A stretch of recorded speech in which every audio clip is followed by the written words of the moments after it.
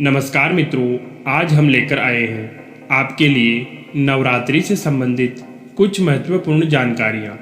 अक्सर लोग बाग इस कन्फ्यूजन में रहते हैं कि नवरात्रि में ऐसे कौन से काम हैं जो नहीं करने चाहिए, क्योंकि क्या होता है कि कई काम ऐसे होते हैं जो इस 9 दिन के नवरात्रि में नहीं करने चाहिए। अगर आप इस प्रकार के काम नवरात्रि में करते हैं तो माता रानी आपके ऊपर नाराज हो सकती है।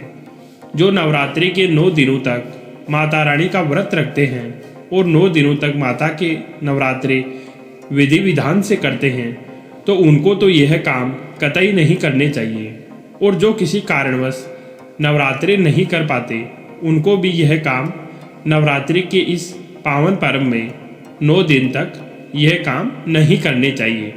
अगर आप 9 दिन तक इन कामों को नहीं करते हैं तो माता रानी की कृपा दृष्टि आपके ऊपर हमेशा के लिए बनी रहती है। तो आइए मित्रों, जानते हैं कि ऐसे कौन से काम हैं जो नवरात्रि के 9 दिनों में नहीं करने चाहिए। अगर आपको माता रानी को प्रसन्न करना है तो इन कामों से बचकर रहें। मित्रों, अगर आपने अभी तक अपने इस निजानंद स्टोरीज चैनल को सब्सक्राइब नहीं किया है तो सब्सक्राइब कर लें, क्योंकि आपको इस चैनल पर इसी प्रकार की धार्मिक जानकारियाँ और धार्मिक कथाएँ प्रसंग रोज सुनने को मिलेंगे। हाँ तो मित्रों, यह काम नवरात्रि में आपको नहीं करने चाहिए। नंबर 1, इस 9 दिनों के नवरात्रि में व्रत रखने वालों को बाल और दाढ़ी मूछ नहीं कटवाने चाहिए, और जो यह व्रत नहीं रखते उनको भी बाल और दाढ़ी मूछ नहीं कटवाने चाहिए। नंबर 2, 9 दिनों तक किसी को भी नाखून नहीं काटने चाहिए। नंबर 3, अगर आप इन 9 दिनों के अंदर अखंड ज्योति जला रहे हैं तो इन दिनों में घर पर खाली छोड़कर नहीं जाना चाहिए।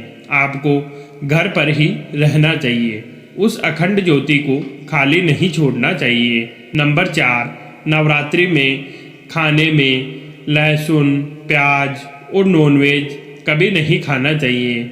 नंबर 5, 9 दिनों का व्रत रखने वाले को गंदे और बिना धुले कपड़े नहीं पहनने चाहिए, हमेशा धुले हुए कपड़े ही पहनने चाहिए। नंबर 6, व्रत रखने वाले को चमड़े से संबंधित किसी भी चीज़ का इस्तेमाल नहीं करना चाहिए, जैसे बेल्ट, चप्पल, जूते, बैग जैसे चमड़े की अन्य कई प्रकार की चीज़ें होती है, उनका प्रयोग इन 9 दिनों के अंदर आपको नहीं करना चाहिए।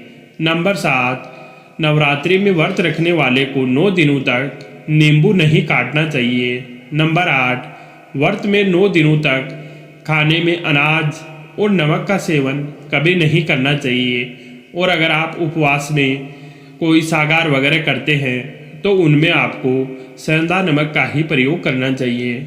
नंबर 9, नवरात्रि के इन 9 दिनों में हर व्यक्ति को नवरात्रि के इन 9 दिनों में जो उपवास करता है उसको दिन में नहीं सोना चाहिए। नंबर 10, अगर नवरात्रि का आप व्रत रख रहे हैं और आप सागार में फल आहार या अन्य किसी चीज़ का प्रयोग कर रहे हैं तो आपको एक जगह पर बैठकर ही यह ग्रहण करना चाहिए। आपको खड़े खड़े और चलते फिरते यह आपको नहीं खाने चाहिए। नंबर 11, मंत्र या दुर्गा सप्तशती अगर आप इन 9 दिनों के अंदर पढ़ रहे हैं, दुर्गा चालीसा, दुर्गा सप्तशती या किसी मंत्र का आप जाप कर रहे हैं, तो उसके बीच में आपको किसी से बातचीत नहीं करनी चाहिए और आपको बीच में उठना भी नहीं चाहिए। इससे क्या होता है दोस्तों, इससे आपके जो भी आप पाठ कर रहे हैं उसका फल आपका नकारात्मक शक्तियाँ ले जाती है।